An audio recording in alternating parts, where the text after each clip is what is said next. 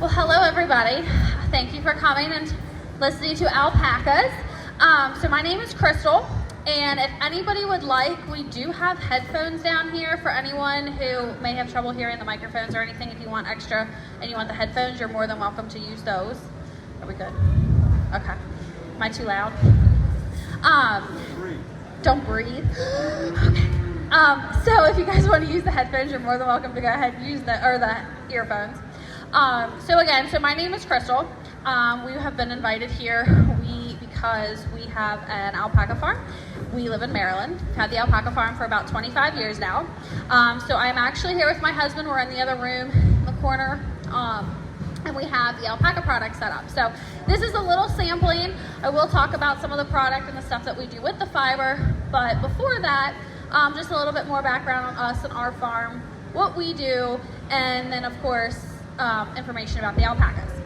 But, so to start, okay. So here, I'm just showing you, it truly is a family business when I say family business, because every one of us is involved with the farm in one way or another. So you can actually see my mom up here.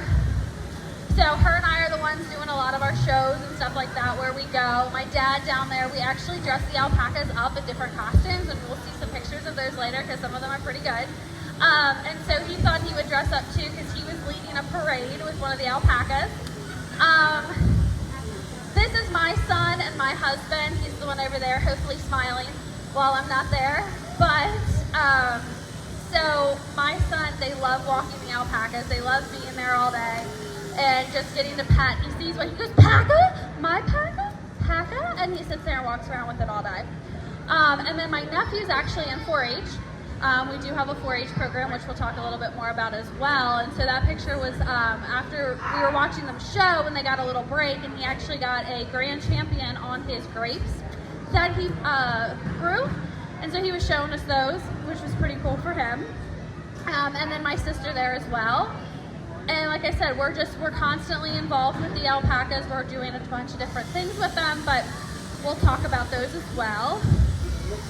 So this here, so when I talk about alpacas, there's 4 different uses of alpacas. Here in the US, it's fiber and show and pet. They're also used as therapy animals. Here, we can actually see where I was talking about how we dress the alpacas up. So we dressed up as minions this year. I had my son, myself, the alpaca, and then we had a bale of hay left over from our family festival where we did minions. And then the show aspect, you can see me and my nephew there. We are showing the alpacas. One of the really cool things that we get to do is we actually get to train them. So you halter break them, and then we train them to do different obstacles. We also, there's my nephew there, we have the teddy bears, because like I said, we do different shows. We're also online, we're on Facebook, we are on Instagram, we have a website as well, so we sell online. We go to different craft shows, different venues, take them to nursing homes. We've done wineries, so the alpacas definitely get their fair share of going around to different places. So we are in lots of different avenues with the alpacas. Our alpacas are very socialized. Our farm, we don't just have alpacas, we also raise pork. We raise the hogs for pork. We have beef cattle, and we have a big Texas Longhorn named Charlie. He's more of a lawn ornament for everybody to look at. We did show him before, but now he's got a lack of depth perception and does not know how big his horns are. So you got to always watch that, because he will come, look at the food, turn his head, like, oh, what's going on? And whack. So definitely stay clear of those. So like I said, so we just have a bunch of different stuff on the farm. We actually grew up doing different poultry too. We did meat chickens, we did turkeys, we did rabbits at one point. So definitely have a little bit of everything as well that we enjoy. Definitely keeps us busy. Another thing that we do farm visits, farm tours. We host family festivals that we have every October. So here we had for St. Patty's Day, we did have a couple people come out for St. Patty's Day. We dressed the alpacas up. And then you can see the costume contest. With our 4-H group, we we have a 4-H group that comes, and we actually started it when I was younger. My parents are still doing it today. And the 4-H group, they come once, they'll come a couple times a week to show the alpacas, work the alpacas. And part of what they do at their shows is the costume contest. So this was a few of them dressing up for the costume contest. And then that's one of the obstacles there. So when they are training them, they're teaching them to do obstacles like a bridge, a teeter-totter, jumps. They have to do agility, which is actually more on your trainer, because they have to be able to maneuver and then remember that pattern. And the older you are, the harder that pattern gets. So usually it's not the alpaca messing it up, it's usually the showman. Another one we do is public relations. So we actually will do public relations where you have to, out like this, as you can see, so these are not our alpacas, but they do have some alpacas over here in their petting zoo. So we've touched base with them. We actually had the alpaca over there when we were talking to the kids. And, you know, people are touching them, they're petting them. You have to be able to take them into a trailer. You have to be able to handle the alpaca when the public is looking at them, want to feel them, touch them. Learn how to tie them. If you have to tie them off on something, you need to be able to how to do those proper ties. So that's another show that they do and they learn. And then this is just some pictures from our family festival, some fun things that we get to do. We have the hay ride, and we like to do different things with the hay bales. Like I said, we're on social media as well. Now, a big thing people always want to know is, what's an alpaca? What's the difference between an alpaca and a llama? So a couple things to start out with as far as the alpaca goes. So I did mention before that they're used for therapy and show and their fiber. In South America, where the alpacas originate from, alpacas are actually used as a meat animal. So people actually eat alpacas like we eat cattle here in the US. It's very common practice because that's the meat source that they have down there. So they will eat llamas or alpacas down in South America. And then of course they also use their fiber, in which case they make a bunch of different things with their fiber as well. They're probably a lot more creative with it than we are, for sure. They are two differences between the alpacas as far as breeds. So as many people know, with lots of different animals, there's different breeds. And so I will bring these down to show you guys. But I'm gonna pass these around so you guys can feel them, because there's the breeds, one is a Surrey and one is a Wakaya. So the Wakaya, like this here, they're more fluffy, poofy, perfect example. And this is more like a teddy bear. The Surrey, on the other hand, if you can kind of see him float, and he's got pencil locks. He's more like a silky soft. So I'll go ahead and I'll like pass them around, and then you guys can go ahead and feel the difference there. And then I'll start him at that end so you guys can feel the difference. And so those are the two types. Now, the Wakayas are actually more common than the Surreys. Not a particular reason why, it's just kind of there's more of one breed than the other. But those are the differences. Some people like to say that the Wakayas have a better personality. I beg to differ on that, because my baby was a Surrey. I walked him, trained him, actually birthed him on the farm, and him and I traveled and we were national champs at one point. So really good temperament. I think it's all like anything else, it's kind of how they're raised. But that's the main differences that you can feel with the Surreys and the Wakayas. Now another question is, what's the difference between a Wakaya, or not a Wakaya, an alpaca and a llama? So llamas are bigger.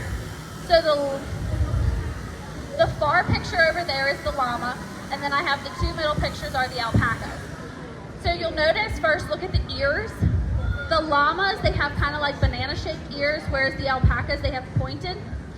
Also, the llamas are much bigger. They're almost double the size of the alpaca. And from the pictures, it's kind of hard to tell. But one good way that you can really see it is look at the body. If you look at the actual body part of the llama, you'll notice how much bigger it is next to that of the alpaca. The hind legs are also another good way to tell if you look at how large the hind legs are of the llama. So that's a big difference, is the size. Also, alpacas are more docile. A llama's gonna look at you and go, I don't like your clothing today, and spit at you. A llama, or an alpaca, they will spit, and they can, and it's awful, just like a llama. But it's usually more over like an annoyance or food, because when we feed, we like flip the hood up and we're like this, and we're like, okay, here's the hood, and we're like, all right, if you spit, you're not getting anything the next time, and you're like hurrying up and you're rushing like that to feed them so they don't spit. So that's the worst time, and if you're gonna catch it, it's probably when you're feeding them. And then the other thing is so llamas are they can be used as a pack animal. You can have a small pack on a llama. They're also used as guard animals. So they will actually go for something, and they're protective. Where the alpaca, their first instinct, they're gonna run, and they're only gonna spit and kick if they absolutely have to. So if that's what it comes down to, they will, but that is not their first instinct. The other thing with the alpacas is the, brain fart. As far as that is their herd animal. So the llama, they could actually be by themselves and they're fine with that. The alpacas are definitely more of a herd animal. And if you guys are done with those, I can come get them. So, I mean, unless you guys want to all sit here and pat them, but you look like you want to hold a stuffed animal a little longer, right? I thought so. Did everyone get a chance to feel the difference? Perfect. So like I was saying, so the llamas, moving steps over here. So llamas are pack animal, or more like a guard animal. They can be used by themselves. The alpacas, you definitely need more than one. They can actually die of loneliness. They are used to being in a herd, so you definitely want to have more than one. Unless you board them, you can buy them and board them, in which case you can have one. And but alpacas themselves, so when I was growing up in 4-H, and we had to learn, because in your showmanship class, it's more on you, your education of the alpacas and what you know, you had to be asked certain questions. So when you were younger, you got, you know, how many colors are there? What's the age of your alpaca? When you're older, you get the, is your alpaca a ruminant? So, when I was growing up, there was 22 different alpacas, 22 different colors of alpacas. There was 23 on the German farm, because we actually dyed one purple. So all those costumes I showed you, one time we did a one-eyed, one-horned, flying purple people eater. It was a hit. So we grew up with 23 colors. Now, looking back, somebody told us that they changed it, and now they only recognize 16 colors. So it must have gotten too much, and they started combining some of those light fawn, dark fawn, medium fawns, medium to light, so they combined them. So now they recognize 16 different colors. Some of them are absolutely gorgeous. You have like rose grays and silver grays, and they are actually really beautiful.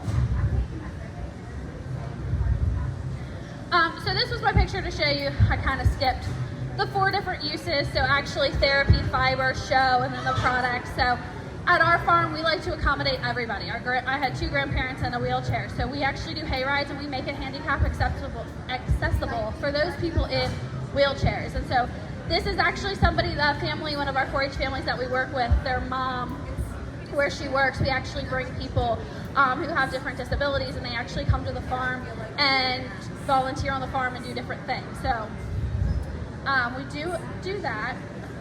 Now, one of the great things with the alpaca stuff is, like I said, the fiber.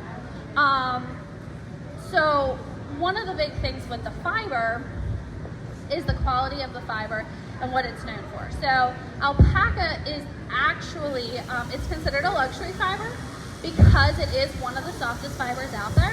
It is actually also one of the warmest fibers as well. And it is, though, it's moisture wicking and it's breathable.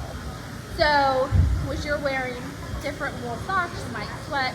With the alpacas, because it's breathable, you're not sweating as you're wearing it because it's pulling that moisture from your body. It is also hypoallergenic, doesn't have the lanolin in it, so there's a lot of different people out there who, as you're wearing wool, you can't, or not just wool, but it is wool, sorry. People who are allergic to wool, it's actually the lanolin itself that they're allergic to. And so when people who can't wear wool, it's actually that lanolin. So there's a lot of people who still can wear the alpaca who cannot wear wool. We did test this theory. So we had a friend of ours who was highly allergic to wool, couldn't even like be in a certain proximity of it. And we actually had her wear a scarf. She wore it all day. And just around like, 6 o'clock evening time, she was like getting to be a little uncomfortable. She wasn't dying itching, she didn't break out in a rash. She was just uncomfortable. So we have had other people shocked by it. They've had it, they're like, well, I know instantly. And they're like, what? And they're fine. So it is something definitely different that people who have the allergy can still wear the alpaca stuff.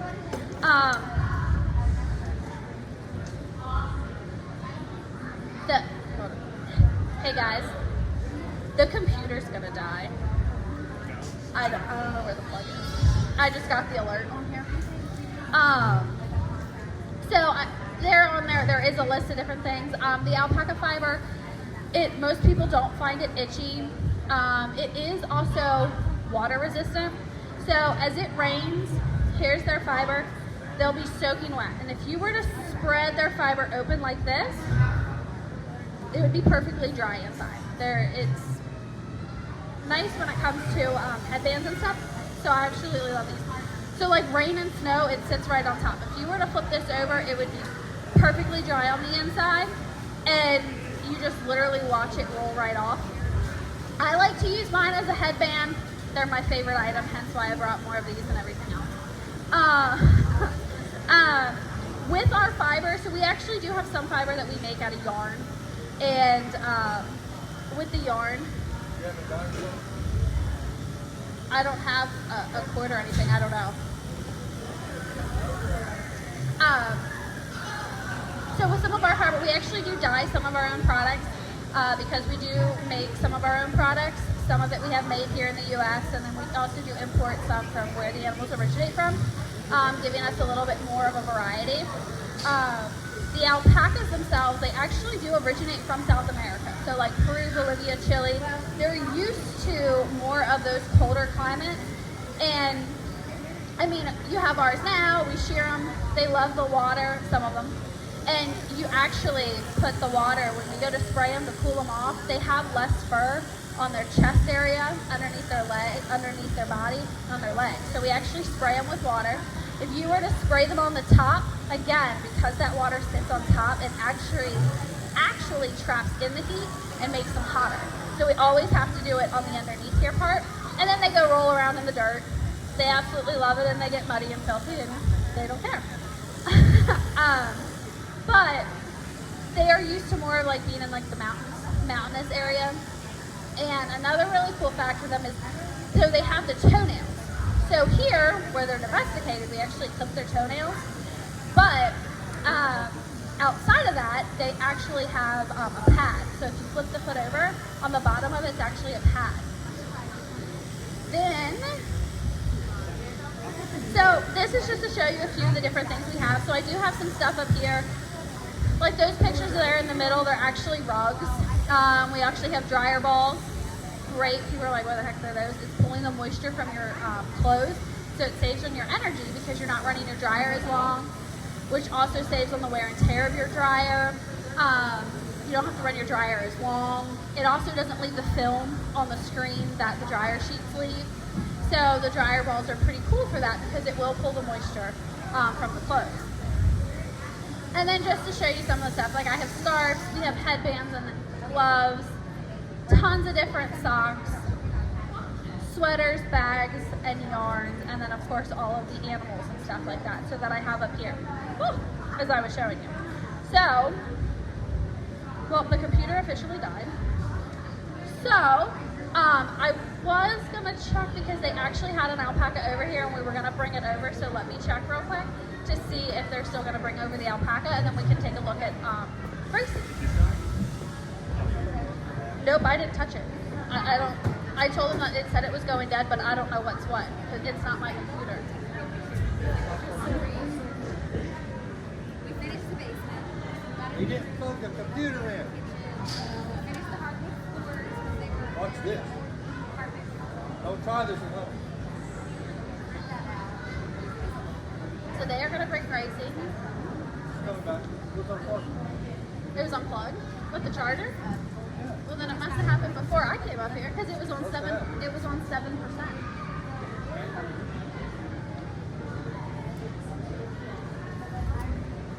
So, so next door here, just to let you guys know, I actually have a booth, like I said. So we're in that building on the left-hand side in the way back corner. But we have all the products set up that you can see because we have a ton of different stuff. We have kids stuff, as well as some of the stuff that I was showing you as well. But over here on my left-hand side, they actually have the traveling petting zoo that they have, and they actually brought 2 alpacas, which is really cool because we're 3 hours away, so I think not for time. But they we made friends with them, so they have been bringing them when we talk to the kids and out here. So we'll actually see the alpacas and pet the alpacas. Oh, thank you. Okay, well, I think it was about summer. So that's just more of some of the stuff that we have. There's my kid. We have kid stuff. There's where he used to be, and now where he's at. They grow up too fast. And then, of course, some more hats, which I did not show. We have a lot of men's hats, which are reversible, which is really nice. And then that was just the end of that. So thank you. And my demonstration sidekick here. She's the real talk of the show. So she was actually bottle fed. They actually rescued her. A lot of their animals come from rescues, which is really cool. And so they have a few that they bring with there. We have about 40 of them on our farm. We've been doing it for about 25 years. And with the 4-H program, we have a lot of boys that they use and they train. So this girl, she is about 6 months old.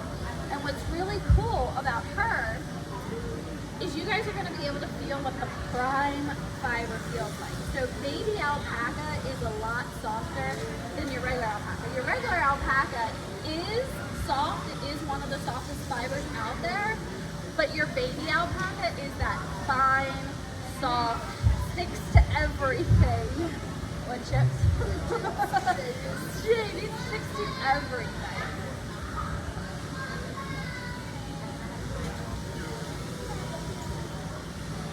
Now, I'll walk her through and everyone can take it and pet her. Couple things to know is with alpacas, like any other livestock, they are livestock, so they can kick. She seems pretty well desensitized, but that's still something in the public relations you always just want to be aware of, make people aware of, to know just to always watch their hindquarters. And then when you go to pet her, alpacas, they don't want to be pet in the face, so don't go toward the face. They'll shy away. They'll kind of, why are you coming at my head? So definitely where you want to pet them is on her neck, or you can pet her right here on the blanket. Let's see. Let's see. Okay.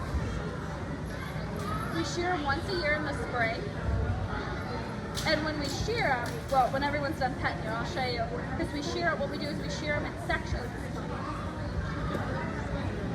And so usually also too, they have like a halter that goes on the face, and they've actually got her, she walks with a collar and she go, ooh, she didn't like that. She didn't like it. I want to say maybe she'll walk on her own. What's that? She'll check everybody out. She just wants to do it on her own time. All right, can we go down the next aisle? Yeah, we'll just walk down the aisle.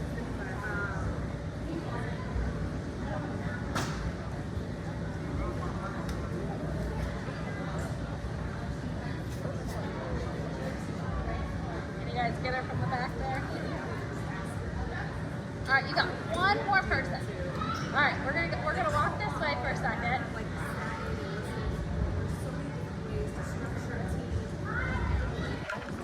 There.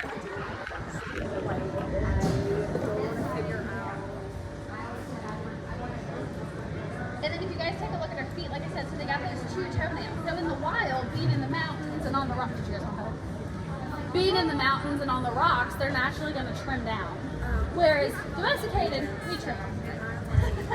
So when we shear them, because like so when we shear them, we actually shear the alpacas in 3 different sections. So the first, she wants to go back to her dad. We had her over there. That's where she was at. She's like, oh hi. I don't want to go this way. We'll be right here. So we actually shear them in 3 sections. So you have the blanket, which is the top here. And that's your prime fiber. That's where it's going to be the soft. Then you have your leg and belly, or sorry, your neck, and then you have your leg and your belly.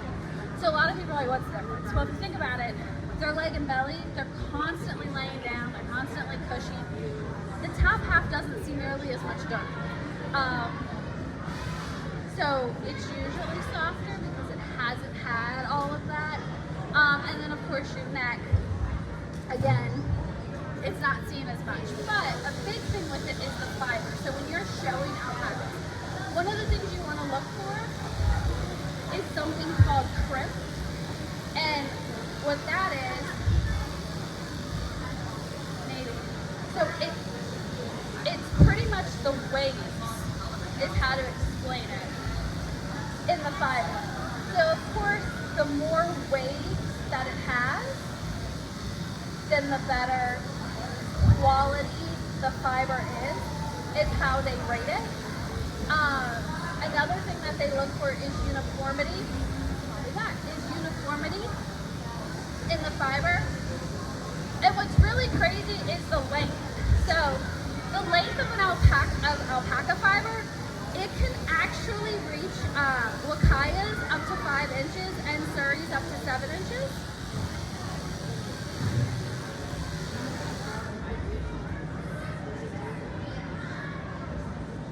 Bear with me here. This isn't my computer, so I'm not familiar with everything.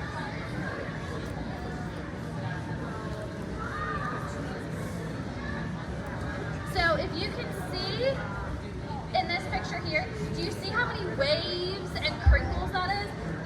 This would get a very high grade. They do them by grade. So that fiber would have a very high grade. With the Wakaya, you're looking for that crimp. With the Surrey fiber, you're more looking at the luster, the shine of it, because it does not have the same crimp. As you can see, you know, it has the long, like, pencil lock style, so of course there's going to be different characteristics of the fiber. She's walking around and she found some kids, she's had it, it's cute. And so you can, so the fiber is different. Like some people, spinning Surrey fiber is a very difficult process because it's in pieces. Like you're picking up pieces. Whereas literally when you're shearing the Wakaya, it all almost comes off in like one sheet or one layer. So looking at the time here, that's just a small tidbit about alpacas versus llamas. Some of the differences, you know, some of the qualities of the fiber when you shear, a little bit about us. Does anybody have any questions about the alpacas or llamas or the differences between them? Yeah. That's great. Hold on 1 second. They got clippers going over there, so I can't hear you.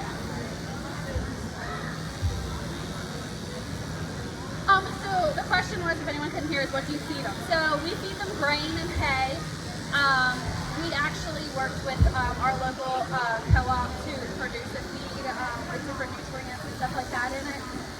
But it's pretty easy to feed and raise alpacas. It's just grain once a day. You are going to put hay in there because they need that roughage. And of course, like, you know, depending on how many you have, you're throwing a bale of hay out there and that might last you a couple days. And then, of course, water. And then they're going to graze on the grass. You shear them once a year, and then once a month you actually do herd health with them. So once a month you do herd health. So you want to weigh them. You're going to check their body score. So right at the base of the neck where it meets the body, you actually do a score. So like this is one, like they're too skinny, what's happening, and this is, you're a 10, what you can do when you're going on a diet, because it should not be flat. So, you know, you want to definitely find them somewhere in the middle, and at that like 5, 6 range. So you'll do a body score on them, you'll give them a worming shot, and then we also give them Safeguard in the mouth every 3 months. And then you kind of clip their toenails on an as-needed basis. So they usually do not need their toenails clipped every night. So that's just kind of as needed. But the cost, if you actually like calculate how much hay, your grain, and all of that is, it actually costs less to raise 1 alpaca than it does to raise a dog for you. Of course, if you have 30 alpacas, it is not cheaper than a dog. But overall, they're not expensive and they're not hard. I mean, we started it when I was 5. We've had it for 25 years, and I did most of it when I was growing up. I fed the animals. I'm out there. I'm like, what's going on? And you know, we had the 4-H going. I'm like, okay, you do this. You're over here. You're over here. And we're like, oh, your dad told me. I'm like, no. This needs done. You have to go over here. They do that time. So I told everybody I got to run the farm, and I enjoyed it. I loved it, and so they weren't difficult. They weren't hard to raise. I put my son in there. I don't think I put one of the pictures in there. My son's 2.5. I have a video of him running around the field with the girls. He was just in there the other day. We were catching him for a couple people to come visit. And he's running around chasing them. And I'm like, okay, here, you hold it for bar. I'm going to go catch this alpaca. And he's standing there. They're walking right along with him. He's 2.5. Do you think he's holding him the proper way? No. And he's like, come on. And they walk right along. So part of that too is Ithamar's an old boy. We retired him from 4-H because he's been in the project for many years. And so we actually just retired him about 2 years ago. And so he's a sweetheart. There's some that probably knock the kid down because they run and get scared because they're younger. They haven't been around as long. They haven't been worked as much. And that all takes time. But yeah, they're pretty easy to raise and pretty fun to raise.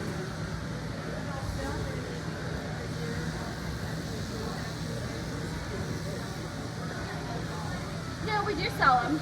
So we do sell alpacas.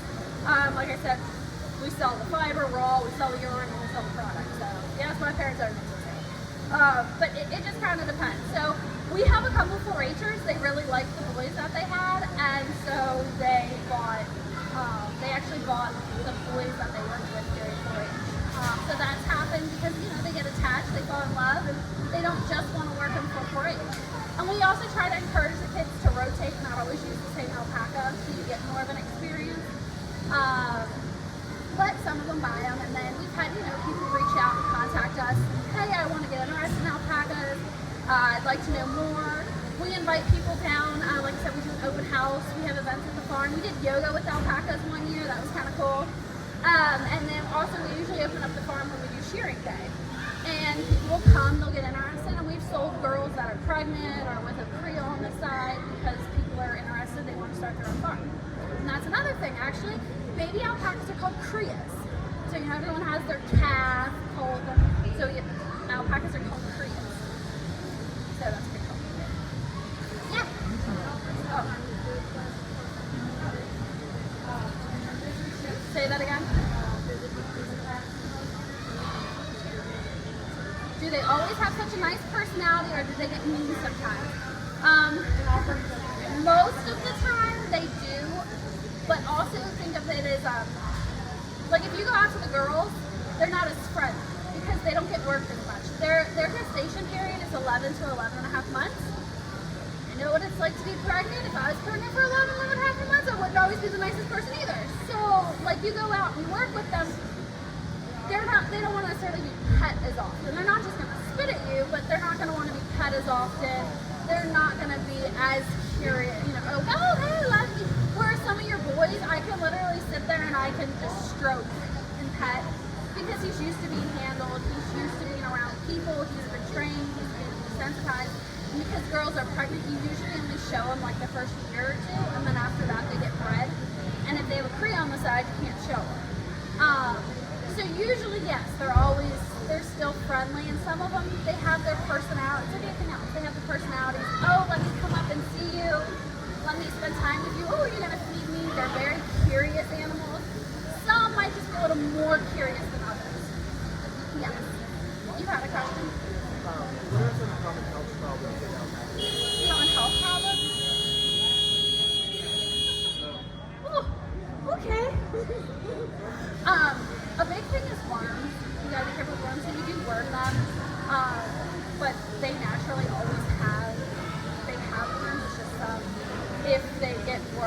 could you skip a few months for different kinds of worms based on different strains or something? They're like with horses, like they can colic. It's common enough. Alpacas don't really have that. The biggest thing with them is worms. Yeah. Any other questions? Yeah.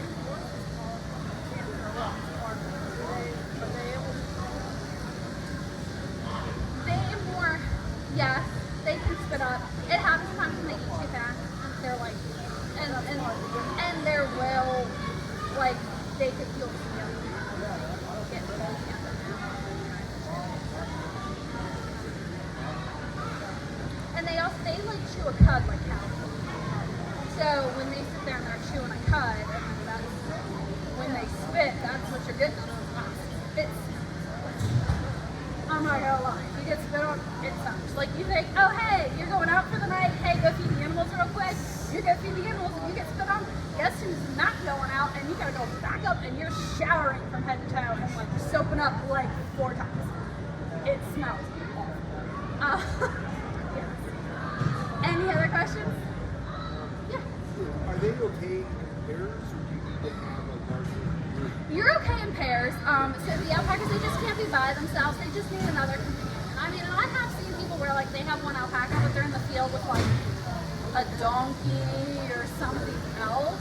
But for the most part, like we always tell people, you know, you need at least 2, just so that way they do have that companion. But yeah, 2's fine. We actually started alpacas because a lady had bought 2 alpacas to play with in her backyard for her.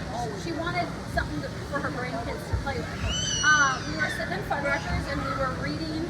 My mom was reading a news article and she's like, "This is what I want to raise," and it went from there. And so it started with 2, and then we actually we started with a mama with a Creole on the side, and she was pregnant. Is who we started with, and then it was a boy, so of course he had to get weaned and separated, so we had another female, and that's what we started with. Yeah. And I will say, funny story, and then I think my time's about to wrap it up. So when we got the farm, my parents, they both worked full time. They worked 45 minutes to an hour and a half away, so my sister and I were home. I was like, I think when we were at the farm, I was like 6 or 7. My sister was 3 years older, and the alpaca, our first alpaca born on the farm, told my mom, "It's coming. What do we do?" And she's like, "Okay, hold on." She's like, "Go out there. I'll call everybody." So we called like all the local farms around, right? Well, by the time they got there, of course, my mom's like speeding home. She's like 45 minutes, an hour away. They all come up. My sister and I, here we are, like 6 and 9, 7 and 10. We got the alpaca out. It's up. It's nursing because we get it. You know, you have to give the umbilical cord, just put iodine on it. You have to clean it. You have to make sure their nose and their airways are clear. So we had it up. We had it nursing. It was out. And generally, they do a lot of that on their own, but you still need to wipe them off, clean them, and check everything. My mom shows up, she gets there, you know, she's panicking, it's our first one, and they're like, all the adults are back there. I'm like, they did great, they were fine, they had it up and everything was good. Only thing we did, which my dad still reminds us today that we did, we went in the house and we grabbed the good bath towels to clean all the blood and everything off. To this day, they will not let us forget, we use the good towels, and they're like, rags, towels. The alpacas don't get the towels, so we're still living on that one to this day. But if that's all, is there any more questions? Perfect. Well, thank you guys so much for coming and listening. I really appreciate being here. Like I said, we do have a booth set up over there where you guys can check some things out, and then they do have the petting area over here, and they have 2 alpacas, so they have Gracie and a Buddy. And we'll see. There was about maybe 10, 15 years ago where alpaca, a lot of people didn't know about alpacas. They were still kind of this like prime. Things were expensive, like a breeding male, female, it was like $20,000. And it was crazy.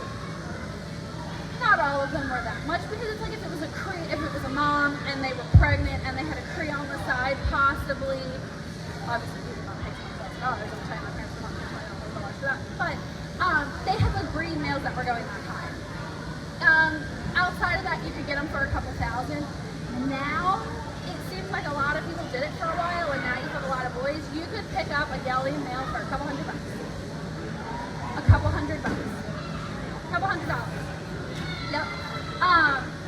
a gelding male. Like a female, a baby might be a little bit more, a breeding male might be a little more. The gelding, if anyone doesn't know, they cannot reproduce and have babies. That's what a gelding is for alpacas.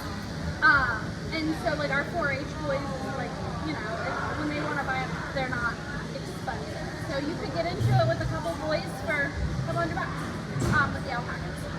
Some of them might be a little bit more, you might pay a couple thousand, but for the most part, that market's coming up. So that varies, like whether we have a shearer or we have someone else. Not everybody who has alpacas can shear their own. Some do, some don't. There are people who that's their job, is they go around to a lot of the different farms and they shear. So it just kind of depends on which farm you talk to.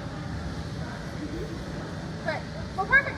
Well, thank you guys so much. Like I said, I'm Krystal. Thank you for listening and coming out to the show. I appreciate being here. And we're over there. Gracie and her pal are over here with some other fun animals. So go ahead and check it out. Hopefully I'll see you over there. Thank you guys.